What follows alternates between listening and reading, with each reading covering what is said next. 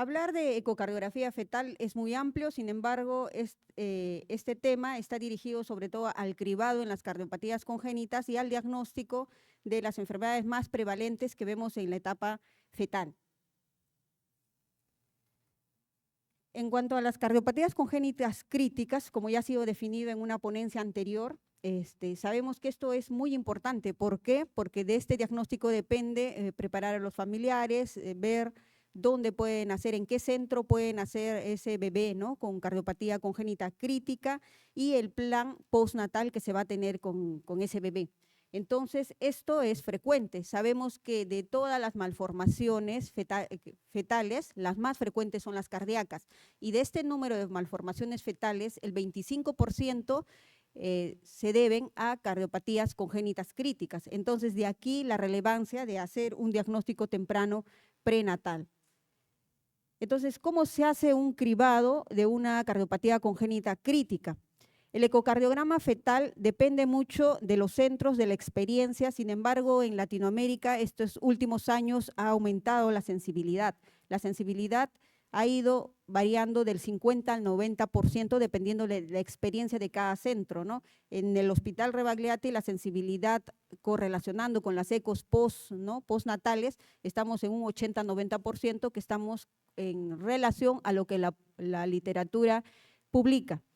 Asimismo, otra prueba que tenemos es el tamizaje neonatal, ¿no?, cardiológico, que ya nos ha explicado la doctora Segarra, el examen físico del neonato ya en este caso y la ecocardiografía neonatal. Con todos estos exámenes nos va a ayudar a hacer el diagnóstico y por lo tanto establecer el manejo oportuno en bebés con cardiopatías congénitas críticas. Entonces, ¿cuál es nuestra experiencia en el Hospital Rebagliati? Se ha reanudado las ecocardiografías fetales a partir del 2022, ¿no? Sin embargo, vamos a poner que aparentemente en nuestros cuadros vemos un aumento, ¿no? La cardiopatía fetal quizás crítica que nosotros conocemos o que todos tenemos un diagnóstico de mal pronóstico es el síndrome de corazón izquierdo hipoplásico. Entonces vemos en el 2022 6 incidencias, en el 2023 8, 7. Sin embargo, no es que haya aumentado la incidencia, sino esto se debe a que somos un hospital de referencia y por lo tanto tenemos esa estadística porque tenemos bebés referidos con cierta sospecha diagnóstica o con cribados que ya realizan las unidades fetales en los distintos hospitales. Asimismo, no solamente se hace el diagnóstico de lo que es las cardiopatías congénitas, sino también la función cardíaca, que pueden estar o no relacionado. Una de las principales causas en nuestro hospital es la colestasis, que puede causar también disfunción cardíaca o un PR prolongado. Entonces, también se está haciendo ese estudio en conjunto, en coordinación con la unidad de vigilancia fetal de nuestro hospital y un bloque muy importante que va a ser tratado posteriormente, las arritmias fetales. Entonces, todo esto no es que ha ido en aumento, aparentemente nuestros números nos dicen aumento, sino que es que somos un hospital de referencia. Igual, el clasificarlos como complejas, intermedias o de buen pronóstico, vemos que en números, ¿no?, las complejas teníamos 8, 18, 22, ¿no? No es que haya aumentado en la población general, sino que somos un hospital de referencia que cada vez recibimos más referencias de gestantes con un cribado de su hospital de que podría tratarse de un bebé con cardiopatía congénita crítica. Entonces, de todos los estudios, de las indicaciones, de las gestantes que tienen indicación de ecocardiografía fetal, un porcentaje importante del 22, ¿no?, para descartar cardiopatías congénitas. Sin embargo, también vale la pena recalcar que un 11% de las indicaciones son para ver arritmias o trastornos del ritmo cardíaco. Entonces, si vemos, es un buen porcentaje para el estudio. Sin embargo, también vemos otras causas, ¿no?, como son las enfermedades maternas, las enfermedades como son de tejido conectivo, lupus, para ver si hay bloqueo o no hay bloqueo, las enfermedades de diabetes materna para ver la función cardíaca y algo frecuente, las colestasis y los hidrops fetales para ver función cardíaca. Entonces, todo eso aunado a las anomalías cromosómicas son indicación según protocolo para hacerle una ecocardiograma fetal a una gestante. Obviamente hay un buen porcentaje del 5 al 10% que está relacionado con las trisomías, como vemos en el cuadro resumen, la trisomía 21, 18, 13, son las que están relacionadas a defectos septales o troncales del corazón. Asimismo, cuando tenemos anomalías extracardíacas, ¿no?, también hay que hacer un ecocardiograma fetal para descartar la asociación de cardiopatía congénita.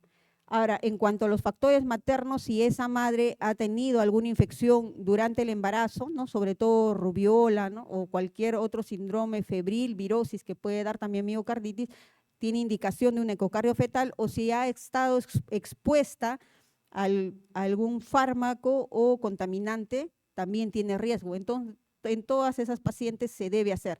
Asimismo, la herencia, ¿no?, la relación de que si un hijo previo tuvo una cardiopatía, el siguiente embarazo aumenta, y si es un tercer hijo también aumenta. Y en cuanto a la relación con los padres, si la mamá es la portadora de una cardiopatía, tiene un riesgo de 2 a 20. En cambio, si el papá es el portador de la cardiopatía, el riesgo en el hijo es un poco menor, pero está el riesgo, ¿no?, presente, que debemos hacer. Entonces, ¿cómo se hace una ecocardiografía fetal? La precoz se debe hacer entre las 12 a 15 semanas y es vía transvaginal. Aquí se realiza con la ayuda del equipo de ginecólogos que son parte de la unidad de vigilancia fetal. Y el ecocardiograma del segundo trimestre ya se hace transabdominal. Para mencionar alguna limitación que nosotros tenemos, por ejemplo, la principal limitación es que trabajamos con estructuras muy pequeñas. A las 12 semanas una aorta normal mide 1 milímetro, ¿no?, para ver que son estructuras pequeñas y ver si tiene o no tiene flujo, ver si hay estenosis o no, es mucha limitación y va a depender mucho de la experiencia y el equipo del operador. A las 14 semanas ya la aorta mide 1.7 y a las 20 semanas ya 3.5. Entonces, son las limitaciones que estamos trabajando con estructuras pequeñas. Es muy importante conocer la embriología en esta etapa para poder dirigir la ecocardiografía fetal, ya que sabemos que algunos cambios se van a ir dando durante el proceso de formación del corazón para poder ir correlacionando con los hallazgos. En la ecocardiografía fetal es muy importante la posición, sabernos orientar a qué lado está el bebé, en qué presentación, ¿no?, si es izquierda, derecha, cuál es anterior, cuál es posterior, o si está en transverso, oblicua, del mismo modo, ¿no?, si el dorso está anterior o no, porque de eso depende nuestra orientación del corazón. No siempre la punta está hacia la izquierda, no siempre estamos en levocardia, también tenemos los situs, los ambiguos, los situs inversos que pueden alterar esta anatomía. Por lo tanto, debemos de orientar la evaluación cardíaca con la posición del bebé. Entonces, ya desde el 2001 se ha establecido los 5 cortes básicos de Jagger, ¿no?, para hacer un screening. Esto lo puede realizar todas las unidades materno-fetales que hay en diferentes instituciones ya en nuestro país que se han ido formándose a lo largo de los años. Sin embargo, este tamizaje es básico, nos sirve para decir es posible o no es posible que haya una cardiopatía congénita. Entonces, una vez hecho este tamizaje, generalmente refieren para que se haga un estudio de ecocardiograma avanzado y se corrobore el diagnóstico o se haga un seguimiento de ese diagnóstico. Entonces, brevemente aquí, para explicar el situs, este es el situs vascular, ¿no? Obviamente es la posición, la relación que tienen los vasos, ¿no?, tanto la aorta como la vena cava en relación a los órganos abdominales. Con decir, solo con establecer un situs ya podemos sospechar una cardiopatía, ¿no? Si es inverso, hay sospecha de que se trata de una cardiopatía, y si es ambiguo, tiene alto grado de que esté acompañada de una cardiopatía congénita. Entonces, en esta etapa también es muy importante evaluar el foramen oval. ¿Por qué? ¿De qué depende eso? Porque muchas cardiopatías se asocian a la restricción del foramen oval y también de este modo se puede ver si una cardiopatía tiene indicación de cesárea, tiene indicación de terminar la gestación a causa de la cardiopatía o no. Entonces, es una evaluación que se tiene que hacer durante la ecocardiografía fetal. El corte 3 vasos tráquea, muy importante para evaluar los grandes vasos, la relación y las alteraciones que se ven a este nivel, ¿no? En cuanto a la función cardíaca, ¿qué se puede hacer en una ecocardiografía fetal? La respuesta es todo. Nosotros podemos hacer lo que normalmente se hace en un ecocardiograma de un niño grande, o sea, podemos hacer Simpson, podemos hacer el tisular, podemos hacer strain, speaking tracking, ¿no? En realidad podemos evaluar todo, mucho depende también del equipo y del grupo que está formado. ¿Qué es lo que varía? Quizás los patrones de trazado, existen el Z-score para las diferentes edades de gestación que tenemos reportadas. Y vamos a empezar a compartir algunos estudios en nuestra unidad de vigilancia fetal que se han hecho, la pentarología de Cantrell. Como vemos, este es un corazón que está fuera, ¿no? Está fuera del tórax, anclado por los vasos. Sabemos que la pentarología de Cantrell es un defecto a nivel de la pared external y la pared abdominal que se asocia principalmente a una ectopia cordis y se asocia a un defecto de pared acompañado de hernias, ¿no? Que pueden haber. Este es un bebé donde se ve que el corazón está con ectopia, está fuera del tórax, está anclado a través de los vasos, ¿no? La aorta y la pulmonar hacia la cavidad torácica. Y vemos que la aorta forma todo el arco aórtico. En este bebé se vio que realmente la ectopia cordis presentaba, pero sin embargo estructuralmente era un corazón normal, no estaba acompañada de otra cardiopatía. Este es el bebé en la etapa postnatal, donde se ve la ectopia, ¿no? Del corazón fuera y acompañado de su hernia, ¿no? O su gastrosquisis, la salida. Es un defecto amplio, obviamente, ¿no? De la pared abdominal y torácica que presentaba este bebé. Esto es el procedimiento quirúrgico que va a ser detallado en el acápite de cirugía, ¿no? Que requirió reintervención este bebé.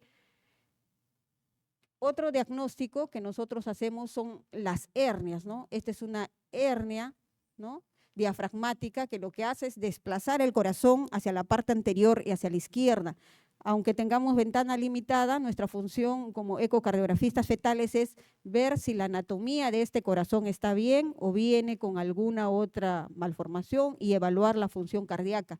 Y es lo que también se hace y muchas veces también tenemos que mencionar para la cirugía si tiene un abordaje torácico, si el arco está izquierdo o derecho, que es muy importante detallarlo eso en el informe.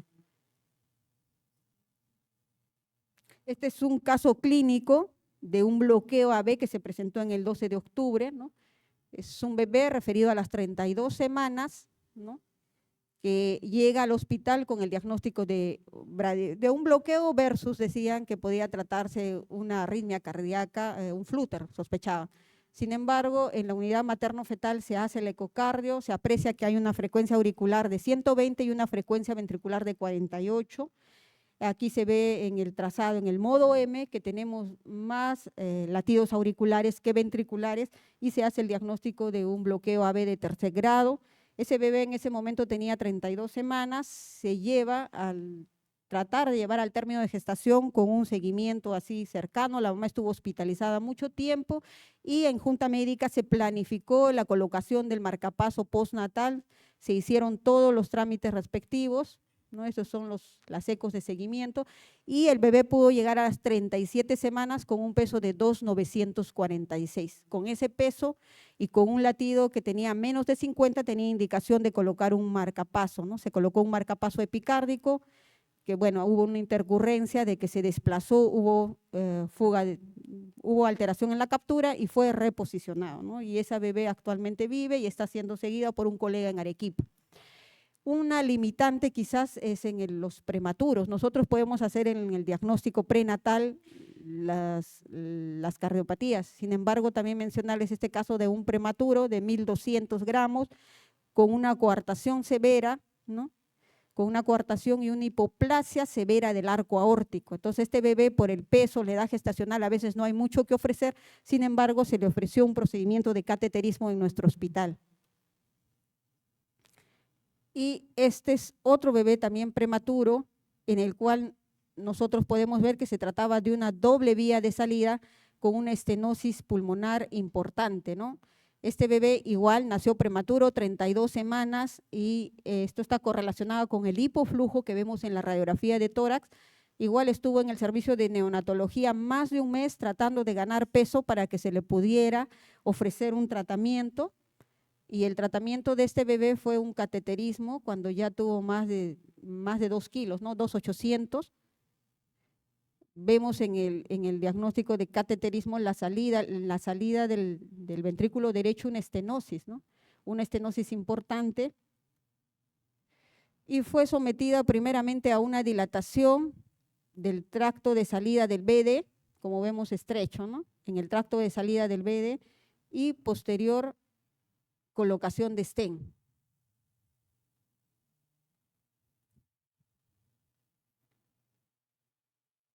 Esa es la imagen que están insuflando el balón para la dilatación, ¿no? Que se hizo en el tracto de salida del BD. Y estas son las imágenes de la colocación de stent. En realidad se colocaron 2 stent y con esto es un tratamiento para darle mayor flujo a la pulmonar y pueda crecer las ramas pulmonares, ¿no? Entonces, esto sería la experiencia. En realidad, hablar de ecocardiografía fetal son muchos acápites. Esto podría compartirles en cuanto a la experiencia, y en conclusiones se podría decir que la ecocardiografía fetal es necesario e importante, requiere práctica y experiencia. Para que un operador sea considerado experto tiene que tener más de 2.500 estudios realizados. El equipo de ecocardiográfico óptimo, ¿no? Tener un buen equipo porque estamos trabajando con flujos bajos y estructuras pequeñas y a veces tenemos limitación también en la posición de los bebés. Y la evaluación debe ser multidisciplinaria, muchas veces en ubicarnos, muchas veces en las transvaginales tenemos que pedir apoyo de nuestros colegas ginecólogos. El seguimiento, tenemos que hacer seguimiento de cómo va desarrollándose esa cardiopatía que se ha diagnosticado, y lo más importante, que nosotros tenemos que correlacionar el diagnóstico ¿no? fetal con el diagnóstico postnatal, o sea, nosotros mismos tenemos que hacer un feedback y ver cómo estamos yendo. Y la pregunta sería, ¿hacia dónde vamos? ¿No? Hoy en día, si bien es cierto, en el Perú no se está haciendo un intervencionismo fetal, hay un caso reportado de unos colegas que en otra institución intentaron dilatar una aorta por una estenosis aórtica, fue el primer intento que se hizo, pero yo creo que en los próximos años el camino es hacia eso, ¿no? Estamos en la etapa de mejorar los diagnósticos, en la etapa de hacer un plan postnatal, pero creo que ya se va a acercar la etapa de que podamos hacer un intervencionismo cardíaco fetal, ya que en el hospital se hacen intervencionismo de otras patologías, ¿no? Como es pleurales, pulmonares, pero creo que el camino es hacia eso. Considero que estamos yendo por un buen camino y creo que aquí el trabajo en equipo es muy importante. Las cualidades de todo el equipo suman, no solo cardiopediatras, neonatólogos, hemodinamistas, enfermería, por eso también han sido invitadas a nuestra charla, y creo que el equipo de cardio agradece a todos y estamos siempre trabajando en equipo. Gracias.